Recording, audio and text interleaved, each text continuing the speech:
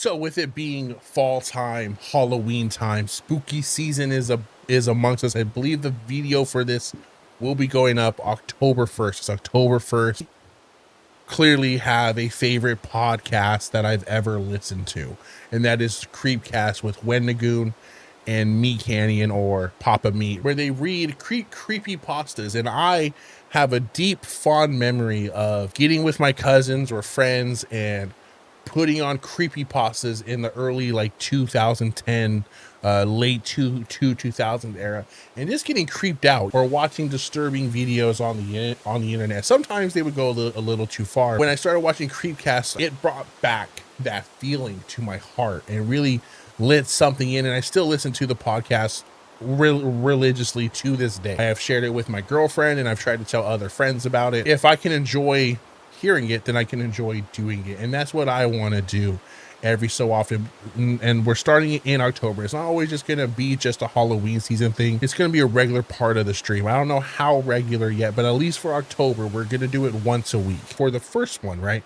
I looked up a list on Google, and it took me to creepypasta.wiki, where someone brought together a list of their favorite stories from r/nosleep ever. I don't know anything about these other than just the title and the brief summary that was on them. The one that I chose today, damn, that looks daunting. That's a lot of text on the screen, but it is My Son Won't Take Off His Halloween Costume. So without further ado, let's get into our first story. Get snuggled in. If you want to grab any snacks or anything, now is your time to do so. And let's just read this story. Being poor is tough, but hits especially hard during the holidays. Halloween is the first reminder that you don't have the disposable income for your kids' happiness.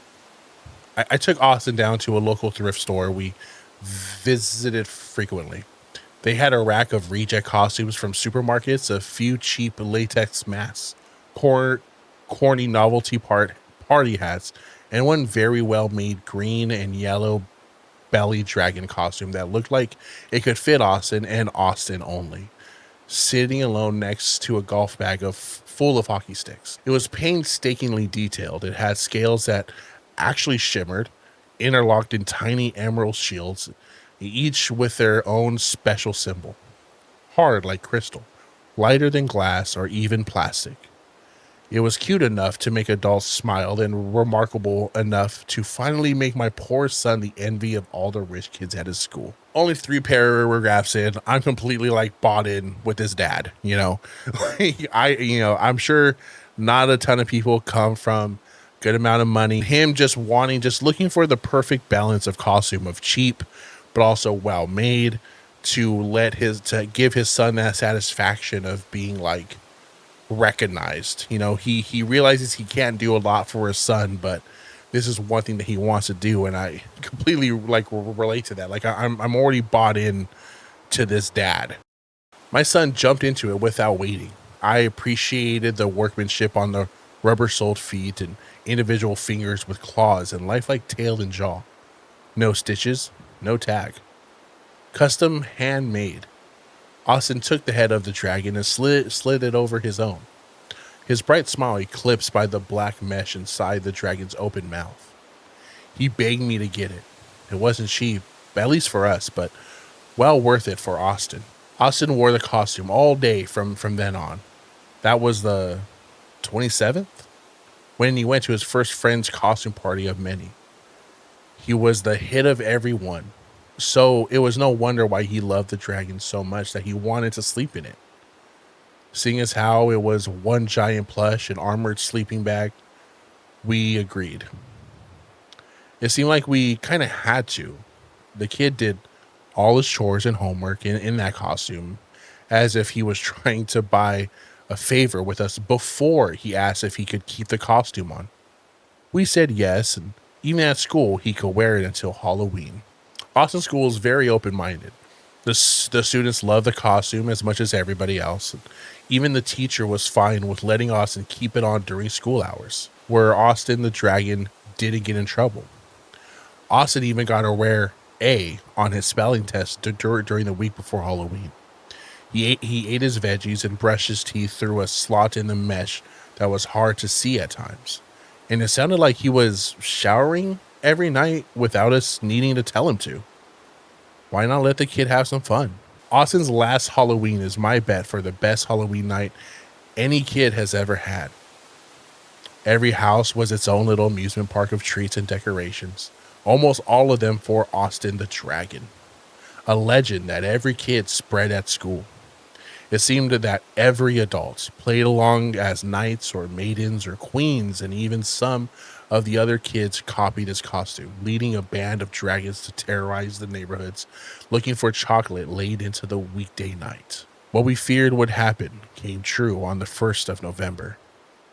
Austin refused to get out of the costume. You know, of course, like, as of right now, it really just feels like it's obviously a step above. Like, does the kid shower with the costume on? Because they said he's taking showers without being told, but he's brushing his teeth through the mesh. I don't think it's weird to make sure your kid isn't showering with the costume on. But like, it could be like construed already as the kid is just happy with the attention, and is just happy that he has something finally that he can be, quote unquote, like proud of. And as a kid, you're not going to care just because the calendar says November 1st, He was never a shrieker or a kicker before, but he was when my wife or I tried to unzip the back or reach for the head of the dragon. After an hour of arguing and tears, we finally caved and sent our kid out to school looking like a fool. When my wife called me that afternoon saying it was the school and that it was an emergency, all I could imagine was a group of bullies beating up my son in his costume. Just because you think your son is goofy does not mean he's getting beat up, bro. I rushed all the way to the school nurse's room, where I saw my son on his stomach, laying on the reclined bed, still in the dragon. The nurse told us that a kickball had flown over the fence and bounced off a truck's bumper, launching the ball onto a lamppost and then to the back of my son's head as he was walking out of lunch. A strange event, a stroke of bad luck, path of the storm, and all that.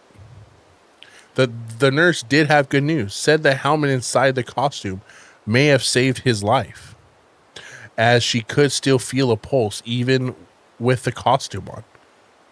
Austin was unconscious and may have been hemorrhaging. We needed to get it off of him. Wait, the kid is like... the kid is dying because he got hit in the head with a kickball? Like one of the red, like rubbery ones? What are you talking about? This kid needs to get toughened up a little bit, bro.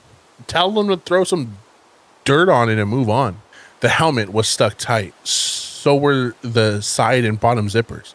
The nurse had to ask a custodian for a pair of pliers to get a better grip on the zipper tabs. The nurse clamped onto it and tugged. My wife helped her.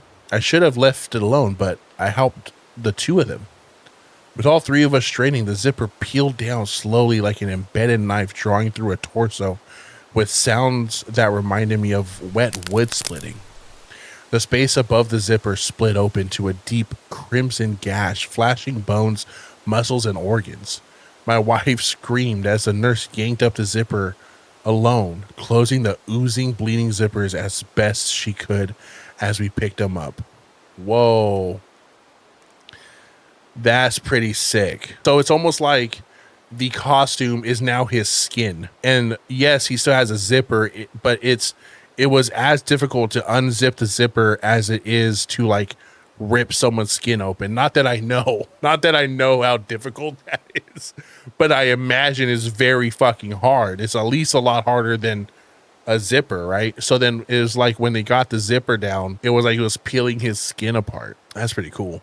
We followed our son in the emergency ambulance to the nearest ER and waited until dark, until two men and women entered our son's ER wearing medical scrubs that were bright white, while the others wore powder green. They each carried an off-official kind of walk, an off official kind of walk, kind of march with matching bright blue sole nurse's shoes. They looked odd, like actors in a play, but as out of place as they seemed, this new crew gave my wife and I hope, new hope. 10 minutes later, two of them walked out, one carrying the costume of the dragon, the other the head. One said to the other, "Just a little more time and his meal would have been done." Shame. Still, I can't believe they let one of us get all the way to a thrift store. As they walked off down the hall, ignoring us, my wife followed them while I waited by the door for the other two. When the three of them left, a man exited the ER in a hurry.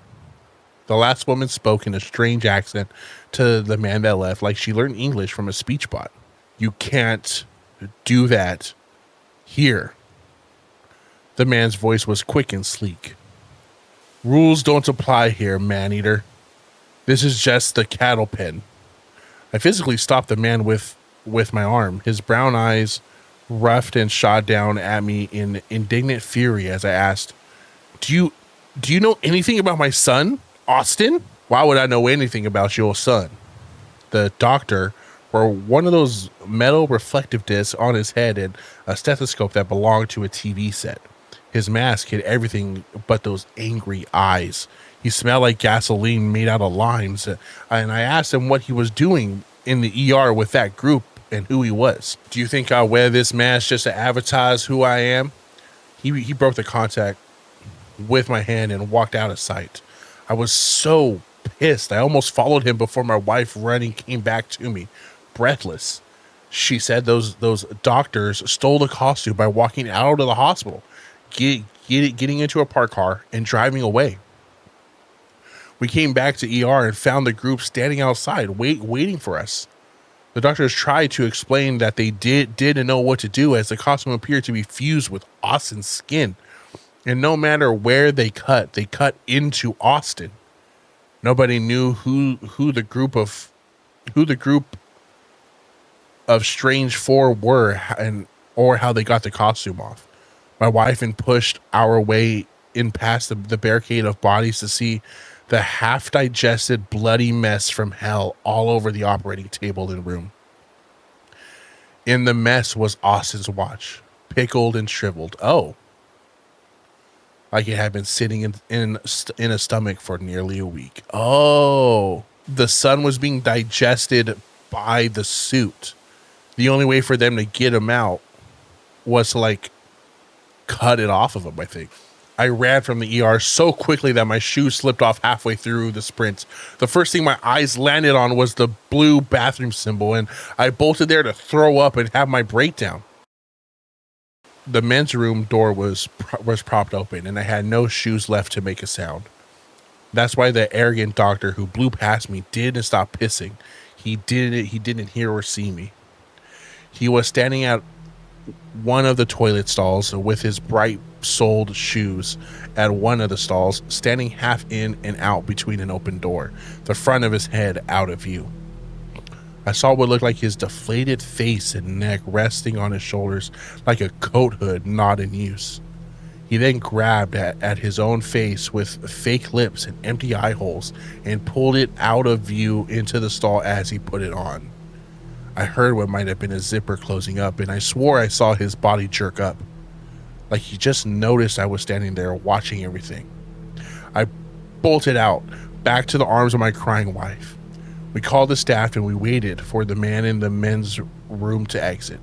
When no one did, we searched the place and found nothing but the toilet he was using, filled with blood and half-digested chunks of bone. Is that it?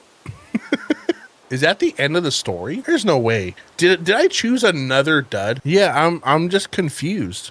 I'm confused.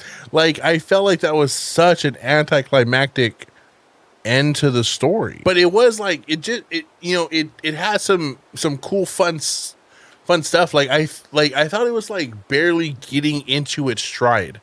The end of the story was saying that there's more you know, obviously there's more, like, they're familiar with what the suit is, I guess, in a way. Yeah, it was very much like Invasion Body Snatchers, where it's like there's a lot more there's a lot more to it than just here, you know. I think it was really cool. I was really intrigued, obviously, by the title. That's why I chose to read this one. But I think like there being like the Body Snatchers, and then there was, you know, obviously that doctor was like a monster in wearing like a doctor costume, I think is what they were saying. They were weird, and they obviously weren't acting very doctor like. So I think they were like monsters wearing a doctor costume, and that dragon costume was digesting the sun from while he was inside of the costume. And they didn't really explain it all. Like, okay, then if that's true, like, was the kid in pain? Did the costume like put the kid under some sort of like spell, or for some reason the costume made it to where the kid didn't want to take it off or couldn't take it off? Or was the kid just like a fully willing participant wearing the costume because of the attention he was getting? There was just a lot to answer that. It doesn't seem to be a part 2 or anything like that. Did the costume become its own being? No, like they were like walking away with the costume in hand, right? Yeah, and then like, because like I said, what I'm interpreting is that there were just other monsters, because there was no one in the hospital either. Yeah, like there's so much unexplained that it just makes no sense. And it's kind of just like, well, the doctors were also spooky. What do you say we read one more? I just feel like that left us on such an unsatisfying ending here. Well, actually, we'll do this one. This is just best. This is written 2 days ago. It's super recent, but it continues with the idea of suns. It's super short. My son appears different on camera. So just because that last one just has such an unsatisfying ending, and I was truly puzzled as to whether or not it ended. The only reason why I was a bit confused was because of the nature of r/nosleep. I know that like I wasn't sure if like if there was another post, if it would be easily findable, just a link or something on that one. So, but this one is not from r/nosleep. This is from Short Scary Stories. So my son appears different on camera. It was my son's 6th birthday. He was leaning in, blowing out the candles, and as soon as he finished, he looked up at me and grinned. It was the perfect home video. I got all that on video, my mom said after I'd served up the cake. Me too, but what was that voice? But later that night, when my mom texted me her video, I froze. I watched as Tucker stood there, lit by the orange glow of the candles, smiling as the other kids sang happy birthday. I watched as he leaned in to blow out the candles. As he looked up and looked straight at the camera. My mom and I had been standing at least 6 feet apart. The videos had been taken from different angles. There was no way he could be looking right at the camera in both of them.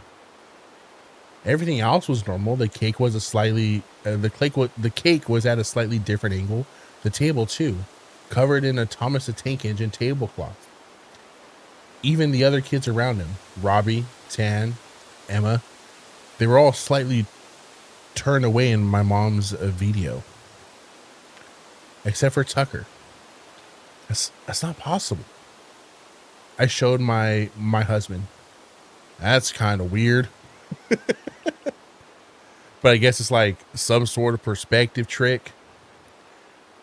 The next day, I felt crazy, but I did it. I took a video of Tucker while I was talking to him, and had my husband do the same a few feet away from me. When we reviewed the videos, he was looking straight at the camera in both of them. We tried different angles, different poses, and if Tucker was looking down at his toys, that was that. Everything was normal. But if he was looking up at either of us, he appeared to be looking at both of us. Maybe it's a phone glitch. Maybe it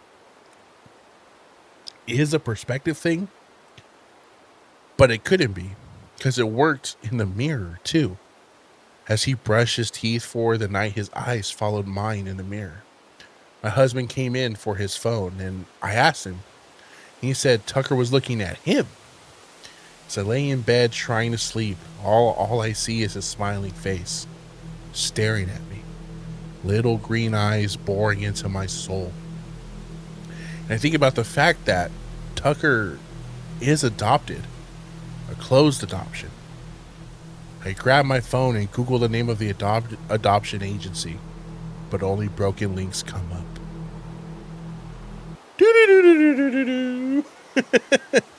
That is the end of My Son Appears Different on Camera. So once again, it's a short story, not adopted. Yeah, dude, he's a fucking demon. He's just spawned. I think the story is getting to like, because they, like, the parents know that they adopted the kid, right? What does closed adoption mean? Yeah, form of adoption in which the biological parents have no direct contact with the adoptive family. And adoptive parents often know little or nothing about the biological parents. Yeah, so the parents never met they never once met the biological parents, and then they went back to search up the adoption agency, and all the links didn't work anymore. So they accidentally adopted a demon. For sure. Like, in an effort to get our satisfying ending, we're gonna do top all time and click on the first one, My Family from 6 years ago. There's no way there's a part two to this, right? Staying in the theme of family, we would have been done a while ago, but now you have a treat here. We're chilling and we're reading a few scary stories. Maybe this is just how we do it.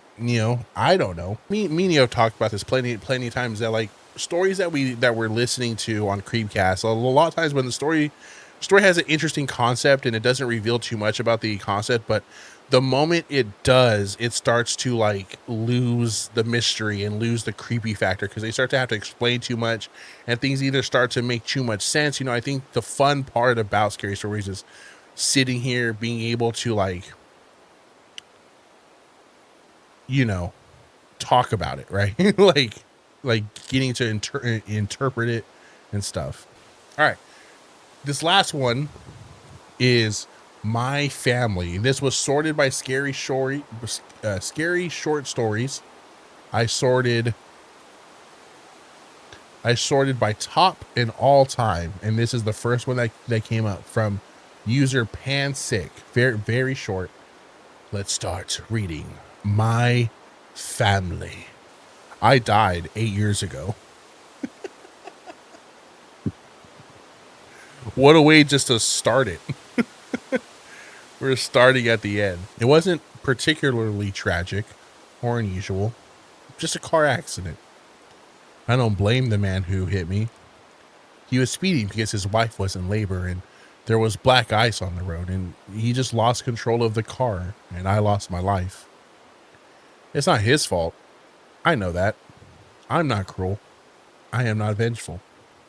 If anything, I'm the opposite. You see, I don't have any family left, and I had lost my few friends around that time. When it was time for my funeral, the only people who came up was my boss and the family who killed me. The wife held her newborn daughter close to her chest. I hated my boss, and the cemetery was awfully lonely, so I followed the family home. Lily may as well have been my own flesh and blood. She was sweet and bright and oh so very small.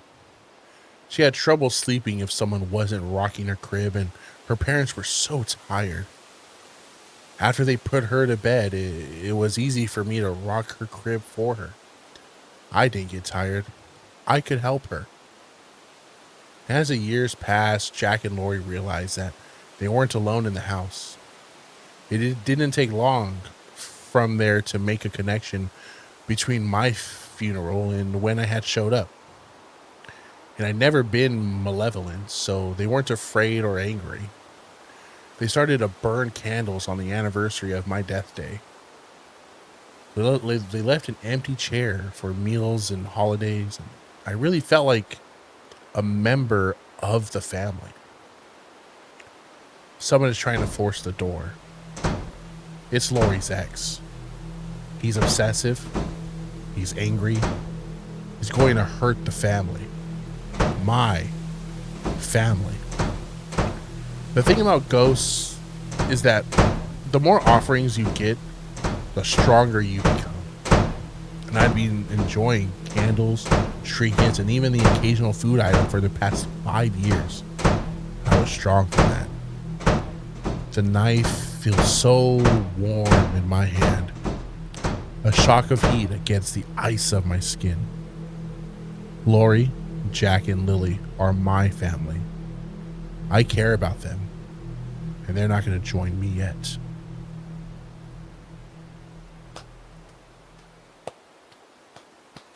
Thank goodness. Thank goodness we got a good story. Thank goodness, man. I think short stories might be the way to go. We're definitely going to give r/nosleep some more, or like a creepypasta, some more chances, but that was dope. I like that. And then I feel like it was so much easier to read. I feel like the first author that we read from, I think that the English might be a second language, or maybe they might be a little young, or at least at the time that they wrote that. So with that in mind, I think I am going to go back to that author and just look through some more like interesting stuff. These definitely got better the more that we went, and I'm honestly very happy that we kept on going. I think that was very good. It felt like Presence, right? I wish the movie Presence, I wish that's the direction that movie went in. Unfortunately, Presence, some people really love that movie, which I didn't find out until months after we had watched it. But yeah, I really wish Presence has some because spoilers, but in Presence, the spirit in the movie is strictly benevolent. It's a good ghost. It's not trying to haunt anybody. It's just trying to keep the family safe. Even by the end of the movie, it really only murders someone to defend. But it's not even the ghost did what it had to do. It didn't like doing it. But this ghost in this story, our main protagonist loved it. It liked the way the knife felt. It liked the responsibility. I think that was sick. I think the ghost turning malevolent was sick. I think that's a great twist on the story, and excellent story. Short, obviously that's the point of the subreddit that we were reading off of, but it's short. We knew just enough about the protagonist that we had to. We knew just enough about why it's going to do what it's going to do, and then it gave it to us the little bit of okay, you're justified for doing what you're about to do, but then oh, the knife feels warm. Oh, that was sick. That was sick. I really enjoyed that. But without further ado, chat, I think that is where we kind of cut this off for the day. I need to get some sleep. He's turning into a little demon. Yeah, maybe, maybe down the road, the demon is going to become the traditional haunting ghost. All it takes is the one. But that was our first scary story stream. Honestly, I was having a lot of fun. If I didn't have to wake up at 7 a.m., then I might keep reading. But unfortunately, I can't. I gotta wake up in 8.5 hours. So I'm going the fuck to sleep. Thank you so much, mamas, for being here. I think this is easily something we could do at the end of every stream, I think, for the month of October. Without further ado, you have a wonderful night and a better tomorrow. Thank you for being here. Goodbye, good night. See you next time. Bye.